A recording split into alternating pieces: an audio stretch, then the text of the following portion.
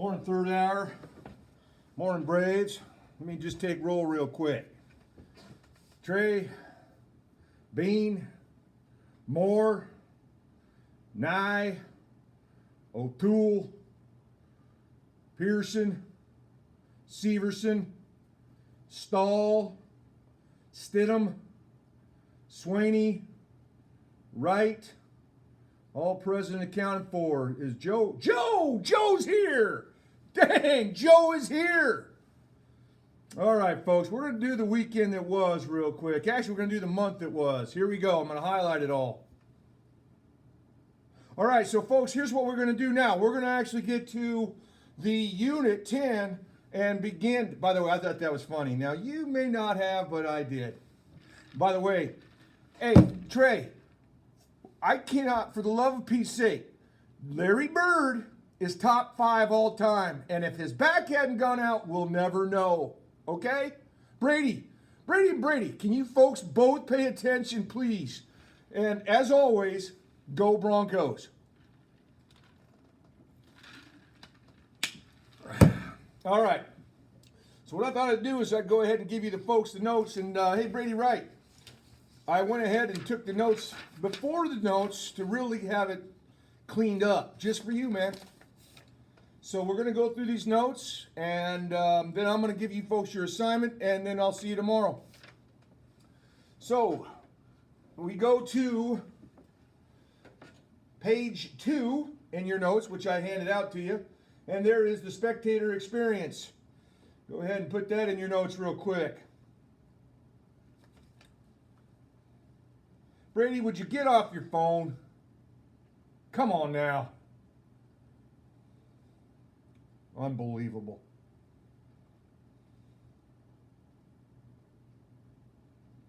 The spectator or fan experience as it relates to live events refers to the overall impression made on the sports or entertainment consumer. You got that? Taylor, you all done?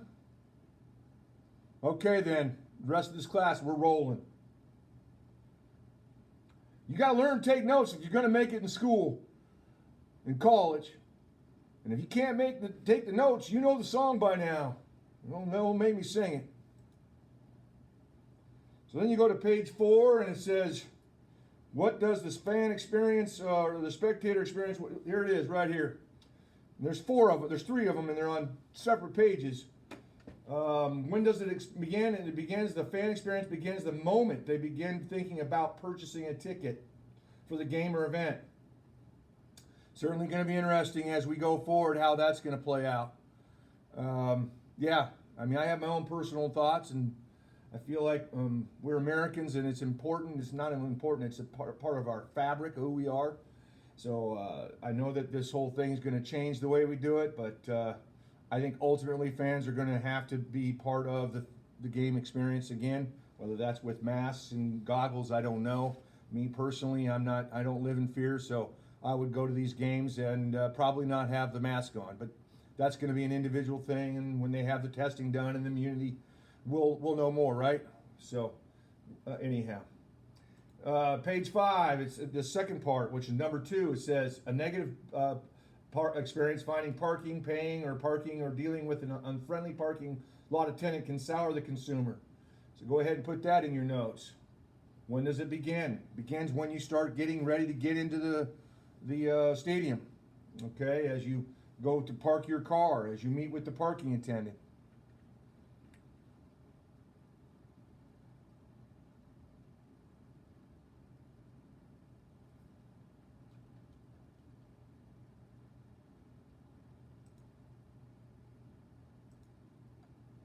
And lastly, the high levels of traffic congestion arriving or leaving the venue can have a negative effect. For me, it has a huge effect, folks. I have anger issues, I guess, from time to time that my anxiety level goes high, and I would avoid a lot of these gaming events because of the traffic, not because of the possibility of corona. It is really important that you have the ability to get ease of access in and out for a lot of people. Traffic just is not my thing. So that would certainly be a factor in the experience that you had. Okay?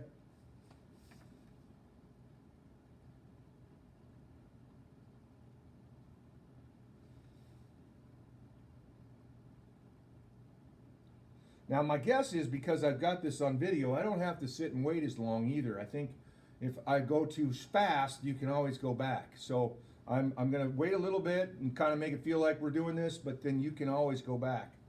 So now we're gonna go on, Brady, right? I'm gonna go right to the meat of this whole thing. We're not gonna waste a whole lot of time, and we're gonna go to, this is it. So it asks, how do organizations manage, control, enhance the fan experience? And there they are. Number one is technology. Number two is proactively controlling the environment. And number three is game operations.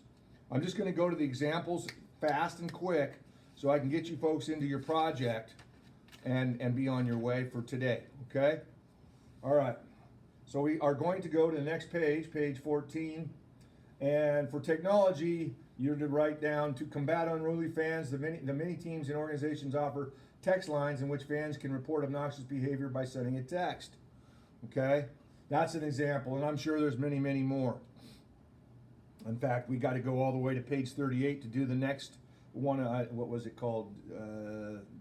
Behavior or whatever. So there's going to be a ton of examples in technology. Look. The average NFL game, 3 people are arrested and 25 more are ejected for each game. Each game. And I can get into some more technology here, but let's go back. Again, it's just the ability to communicate with people that are inside the security, the organization, to make sure your game experience is safe and enjoyable. All right? So now we're going to go on to page 38. But I thought that's pretty interesting right there. 3 people arrested for each football game on average. 25 more are ejected. Think about that. All right, so now we're going to go to page 38.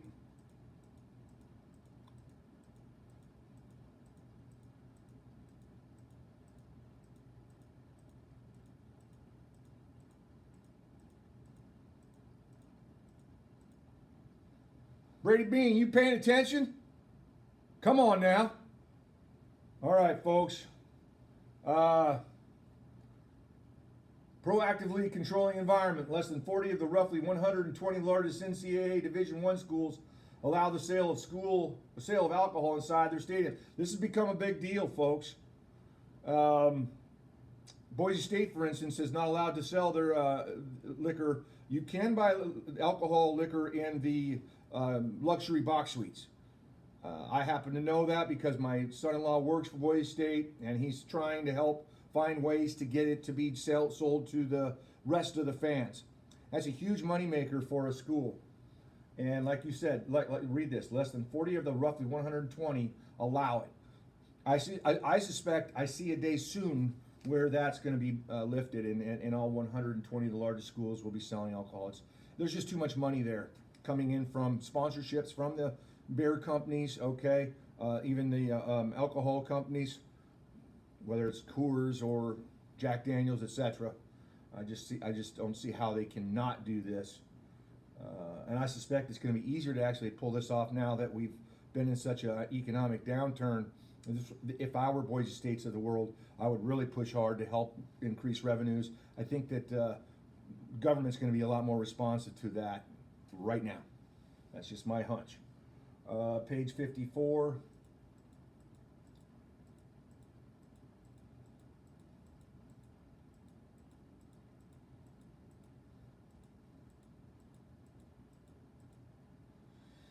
Managing the fan experience, the game operations part, is where you provide an effective vehicle for an organization to manage, control, and enhance the fan experience. These are the people that you'll see behind the scenes. They're the ones that do the scoreboard, or maybe some of the fun game events, or what, maybe the games, halftime, between quarters, whatever, contest. That's game operations. That'd be a lot of fun, by the way. And folks, that's 10.1 in a nutshell. So what I want to do now is just show you just the nuts and bolts of your project, and then I'll let you guys go to work. So it's in your handout. I put it in there.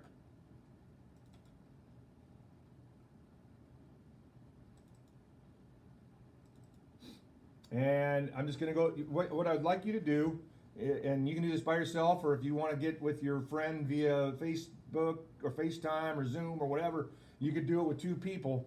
I want you to create an amusement park anywhere you want in the world. But I want you to do it with an unlimited budget, but be realistic.